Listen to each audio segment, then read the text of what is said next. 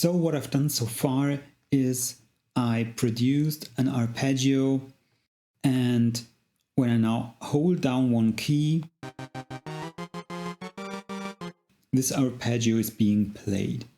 But besides the modes that I already showed, there is a few more things that are really easy to understand and can help you work much more creative with the arpeggiator. The trigger mode is obviously when your arpeggio is being played.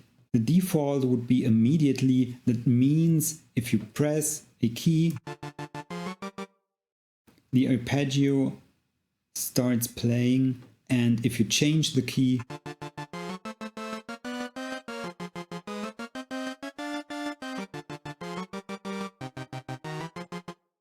it immediately changes as soon as I press another key. I can also change for every beat. That means that right now, since I'm using 8th notes triplets, there is 3 notes played. In every case, no matter how fast I change my keys, it will always play at least 3 beats before it changes my key. If I use 16th notes, then it will always play 4 notes, at least 4 notes before it changes the arpeggio.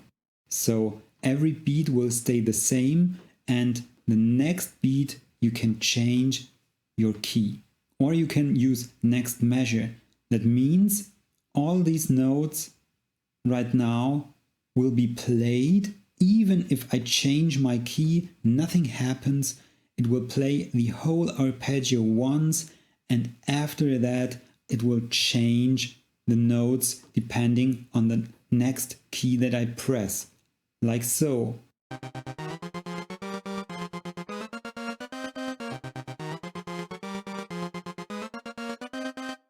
So you see, even if I pressed the key in the middle of my arpeggio, nothing changed. The arpeggio played until the end, and when it jumped back to the beginning, played the arpeggio, but with the next key that I pressed.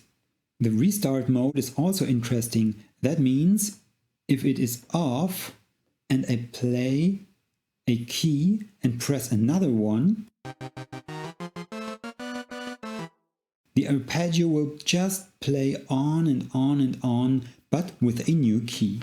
If I set my restart mode to new chord or new note, then the arpeggio plays for as long as I hold down one key, but as soon as I press another one, it will stop the arpeggio right at that moment and play it with a new note from the beginning, like so.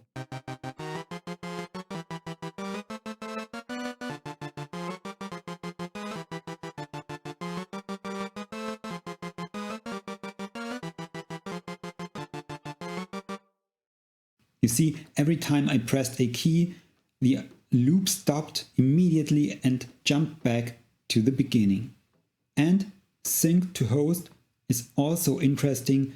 That means if I right now have my arpeggio and I have MIDI notes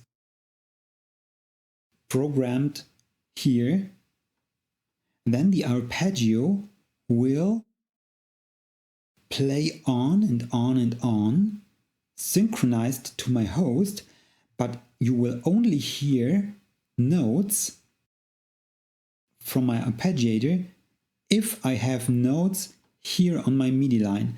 If there are pauses like here, then you won't hear anything, but the arpeggio still will be playing like silently in the background.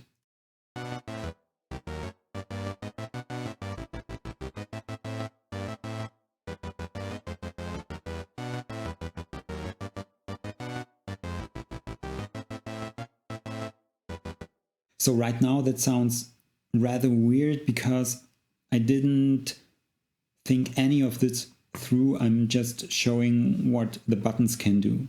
Really, interesting and also easy to use is the performance slot.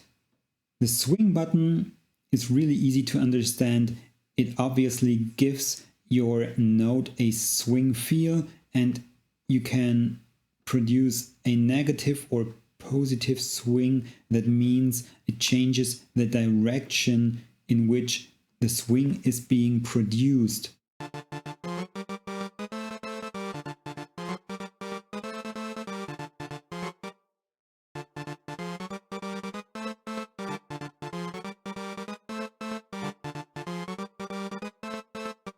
The gate scale knob is basically doing the same as if you would grab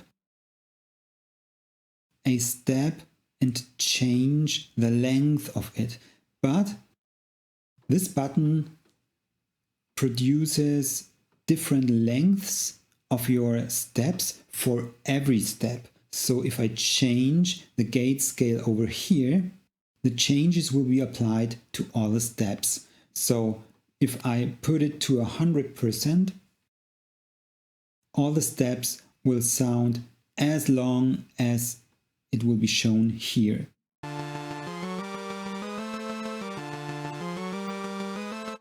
So they will all be legato and there won't be any pauses in between the steps. If I turn my gate scale down, all the steps will become shorter, except the ones where I clicked on the legato line. These will stay long.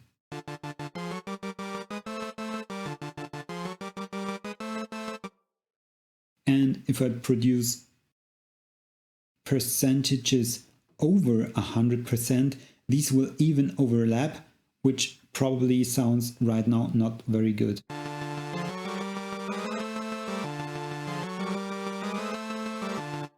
The octave button is also really cool. That means if you switch up 1, 2 or 3 octaves or down 1, 2 or 3 octaves, the arpeggio will be played in different octaves, and that sounds like this.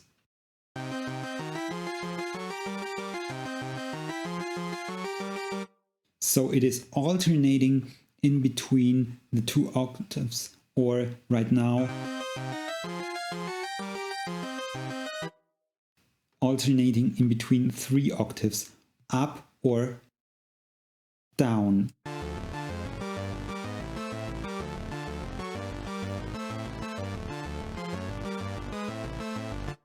Two more things that I want to show right now is the hold function. That is really easy as well. Normally it is off. If you use on, then the arpeggio will not stop if you let go of your key. So hold means if you press a key, the arpeggio starts playing and plays for as long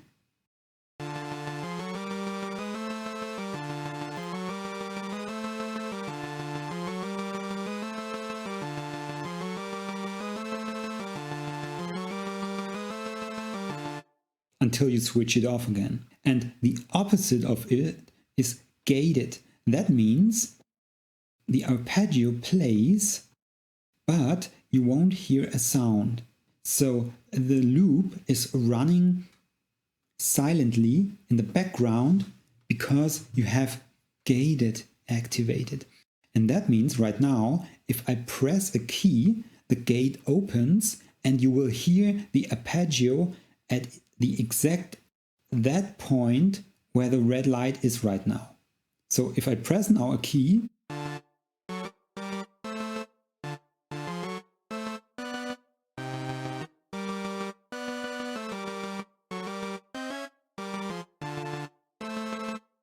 you can only hear the sound of the arpeggio for as long as I open the gate by pressing down a key. And the last thing in the arpeggiator I want to show real quick is underneath your velocity lane, you have 3 controller lanes. And these let you modulate your steps. The easiest way to do so is you click in your destination and select, for example, the cutoff, and then you select a modulator. So now nothing has changed because of two things. At first, you have to create steps for your controller lane.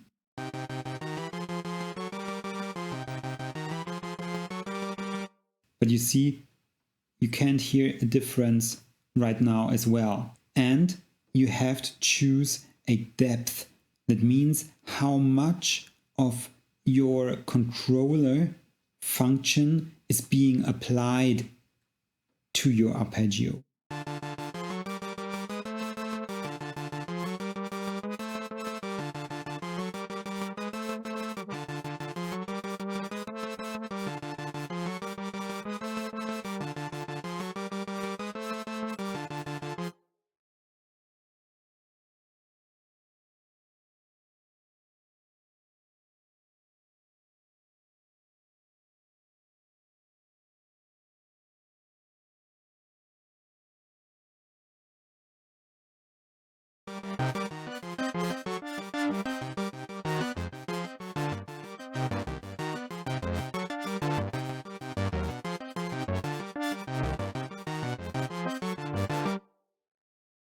So what I did is I produced an arpeggio.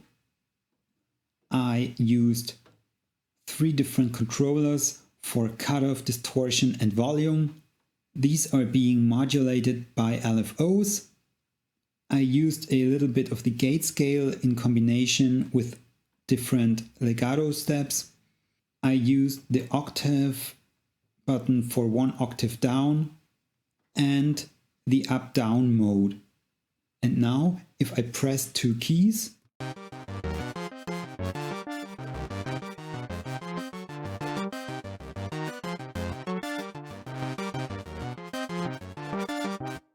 you can see, even though it does not have a great sound yet, you can see and hear that there's a lot of motion going on. There's different things that change.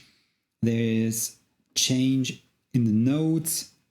There's change in the steps, in the length of the steps, in the volume. There's different notes that are distorted or not, depending on my steps and my LFO. There's notes that are being played an octave lower. So a lot of changes that make my arpeggio more interesting, and all of these things are not very difficult to handle. So if I play my song,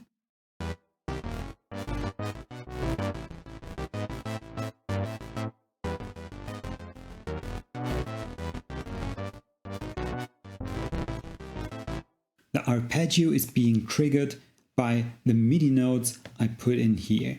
And if you give that some thought, then it will probably sound not as bad as my random arpeggio that I produced while doing that video.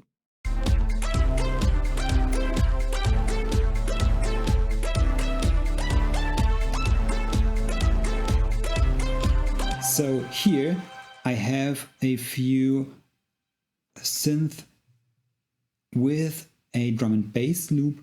The bass is really simple. That is created just with very easy settings that I explained in the videos before. So drum and bass sound like this.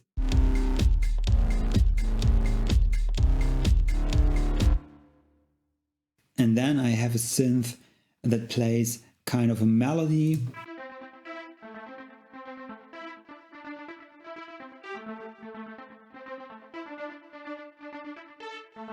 And uses an arpeggiator for that.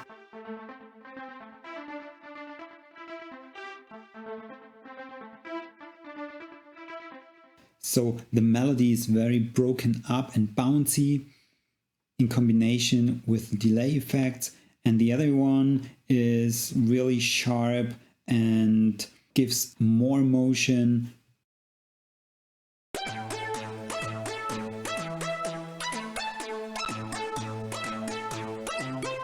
But also is much less complicated in the melody, which you can see here. And I also put less notes in here. So one more piece of advice is, if you're using arpeggiators, you can get lost really easy because there's so many functions and you start producing more of the steps and you change them and you put different modulators in, and then there's an echo, and then you use another synth and use an arpeggiator as well, and then 2 or 3 synths later there's way too much going on in your tune. So this is already, I think, almost too much.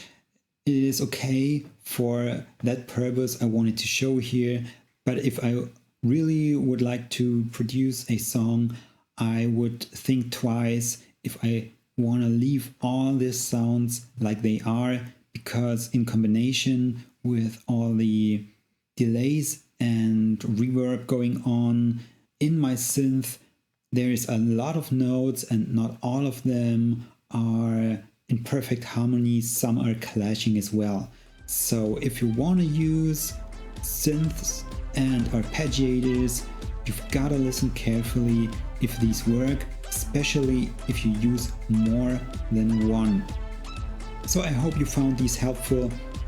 If you want to know more about producing music with synthesizers, check out the videos that I made before and look out for the third part, which is coming soon.